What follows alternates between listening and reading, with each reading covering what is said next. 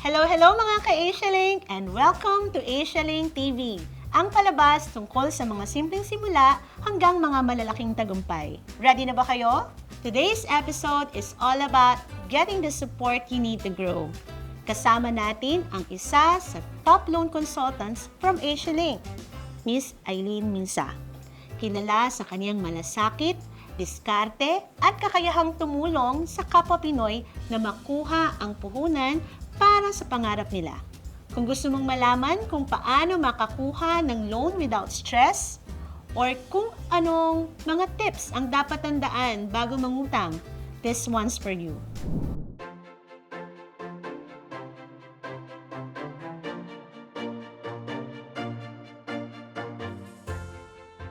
Hi! Ako nga pala si Eileen Borja Misa, one of the loan consultant in Asialink Finance Corporation.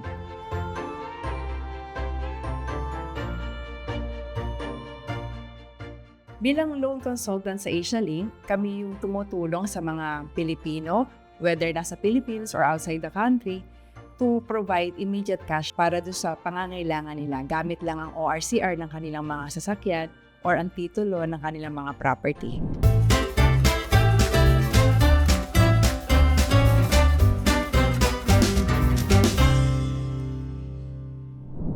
Hi mga ka-Asialink! Ako si Poy mula sa Asialink. At today, pag-usapan natin kung anong klaseng sales partner ang hinahanap namin. We're looking for individuals or even small groups or agencies na may proven sales background, lalo na sa automotive, real estate, insurance, or finance. These are high-trust industries, kaya kung marunong kang makinig, mag-build ng relationship, at mag-close ng deals, you got a strong start. Pero hindi lang ito about experience. Mindset is the key. At kahit hindi ka from those industries, pwede ka pa din maging sales partner. Basta you have these qualities. Unang-una, highly motivated and self-starter. Hindi naghihintay ng leads. Sila mismo ang gumagalaw. Marunong mag-network, alerts opportunities, at kayang i-guide ang client professionally. Mula umpisa hanggang sa pagpirma ng kontrata. Next, eager to learn and growth mindset.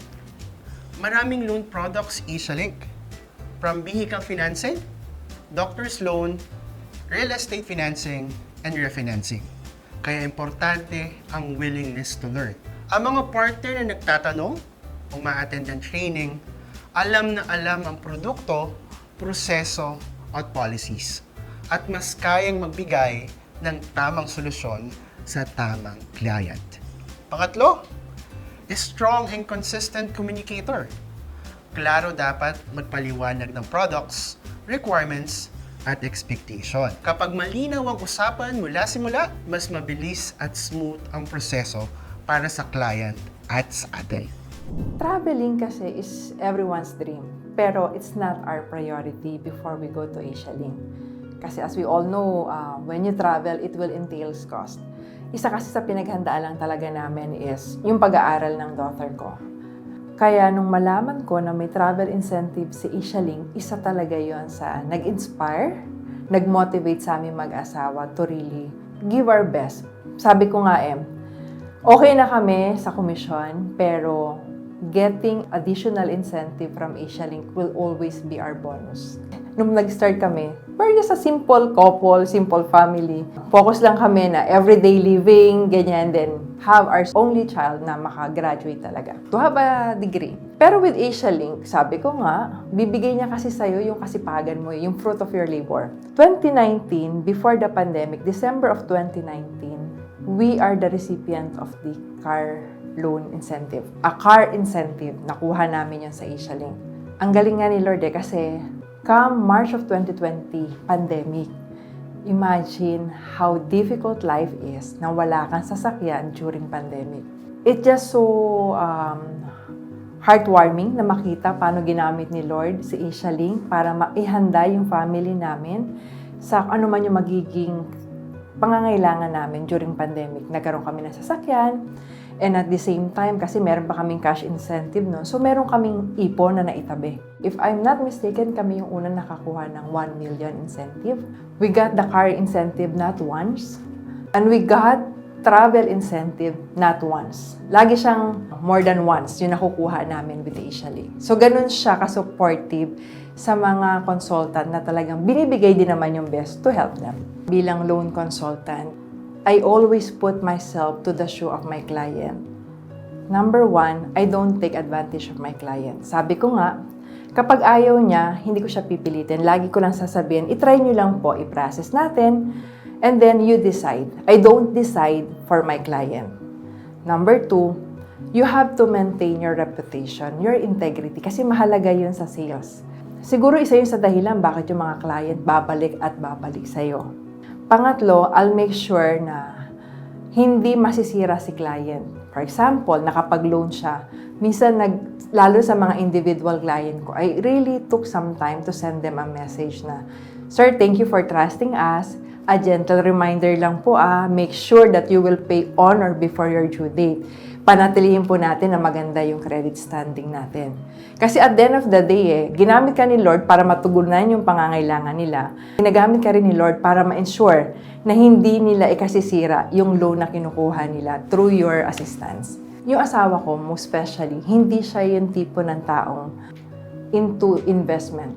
He is into moderation, meaning to say, halimbawa, ayaw niya ng maraming property kasi para sa kanya, hindi siya yung ganun tao. Kumuha lang ng sapat. Ando doon kami sa ganung living. What we ensure is that at the age of 50, financially free kami, we started saving. And those saving, in-invest namin siya. Sa property talaga kami nag-invest. We have 2 properties already. And at the same time, si husband kasi, mahilig siya sa sasakyan. So doon siya doon niya talaga yung parang yung naging inspirasyon niya. So magkaiba kami. Ako, I'm more into property. Siya naman into car. Yung daughter naman namin is into traveling. So, ayun yung talagang inspirasyon namin every year to really do our best. Kasi aside from the commission, alam mo na may incentive, may bonus na nag-aantay para sa'yo. My daughter just turned 18 this year. She is now incoming freshman sa university. Isa yun sa nag-i-inspire sa kanya na to remind me and my husband na mag-accounts, mag-produce. Kasi aware siya kung ano yung mga travel incentive. Most of the time, we travel kaming tatlo or kaming dalawa lang ng anak ko. Kaya talagang napamper siya ni Asialink in terms of travel incentive. My daughter has been supporting us. Minsan siya naman na yung nag-a-assist sa client. Ang sa akin kasi, I don't want to force her. I want her to love doing Asialink. Yung parang, dahil gusto mo ng travel incentive, sumagot ka ng kliyente, mag-assist ka ng client. So, wala kaming kailangan Asialink ka, anak. Walang ganon. Kumuha mo na siya ng skills from our corporate, tapos pag-isipan niya kung gusto niya mag-full-time kay Asialink or whatsoever. I let her decide.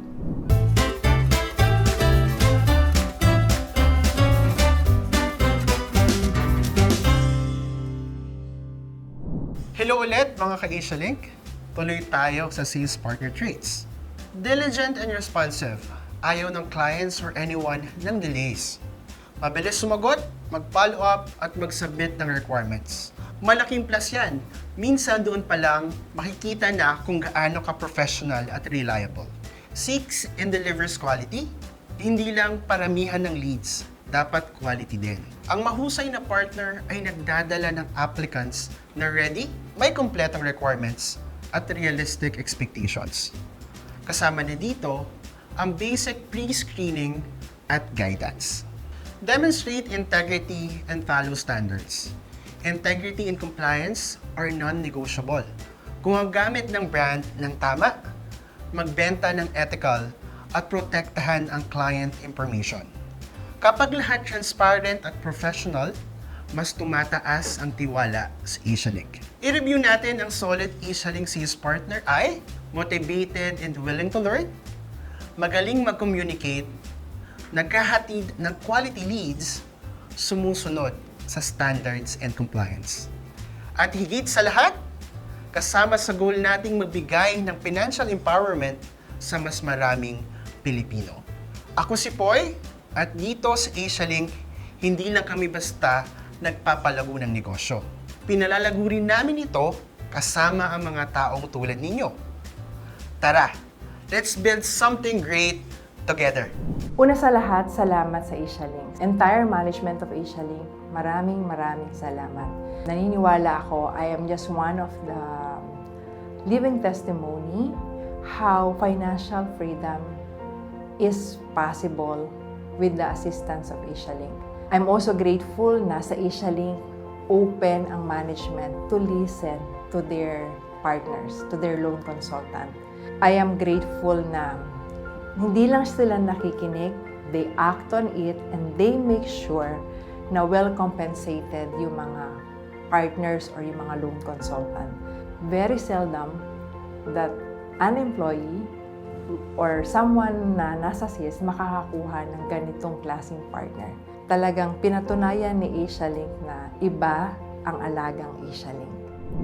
And that's a wrap on AsiaLink TV. Sana marami kayong natutunan mula kay Miss Eileen Minsa, mula sa mga financial basics hanggang sa mga kaalaman na makakatulong sa pag-abot ng inyong business goals.